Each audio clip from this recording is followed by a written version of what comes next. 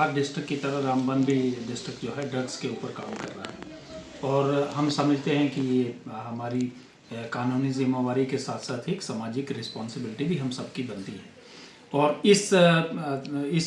को लेके हम काफ़ी सीरियस हैं। हमारे सीनियर फॉर्मेशन से भी इसमें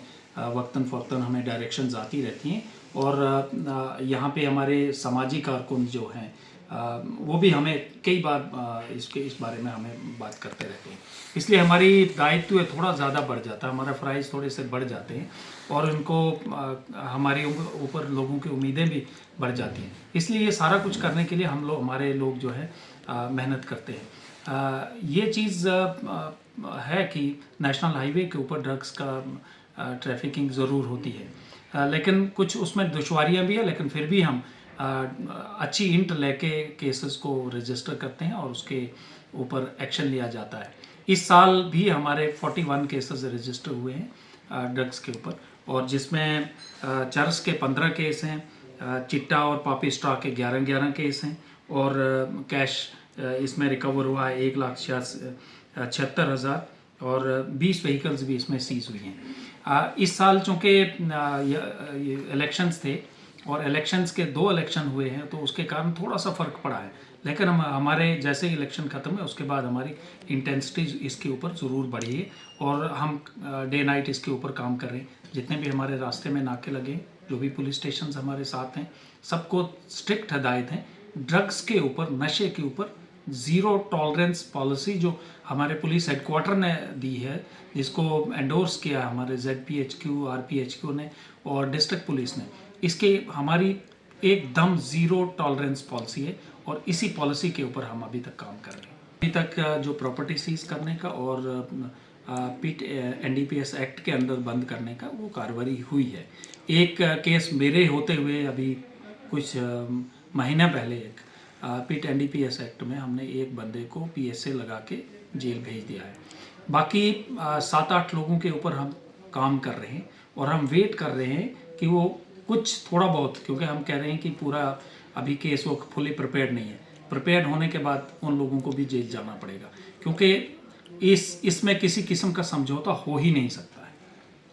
देखिए, पूरे साल में मैं तो यहाँ नहीं था, लेकिन जो मैंने अभी तक देखा है पूरे साल में लॉ एंड ऑर्डर सिचुएशन एकदम बढ़िया रही है। सभी लोगों ने काम किया है और इसमें 2 इलेक्शंस मेजर इलेक्शंस हुए हैं। दोनों में किसी किस्म का कोई भी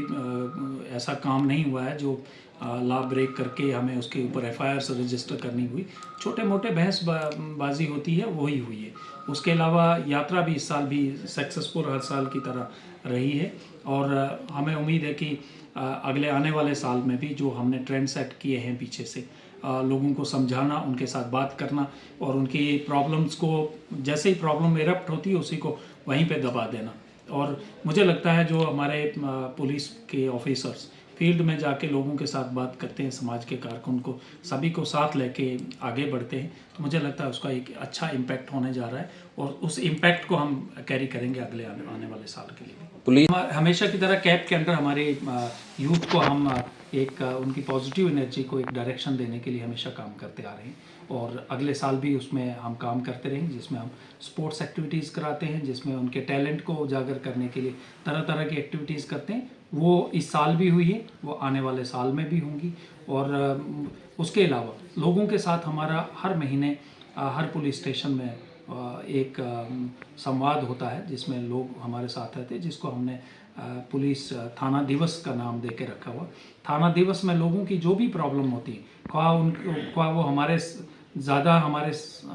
है या नहीं है, किसी भी एडमिनिस्ट्रेशन की भी है, तो हम उनको नोट करके एडमिनिस्ट्रेशन तक पहुंचाते हैं ताकि लोगों की आवाज़ को हम जहाँ जहाँ उनको पहुँचना है वहाँ तक पहुँचा पाएँ और उसके लिए लोग हमें अप्रिशिएट भी करते हैं। हमारे हर थाना दिवस में लोग बढ़ चढ़ का हिस्सा भी लेते हैं, लेकिन हर चीज़ का जाला जो है हमारे पास नहीं होता और कई बार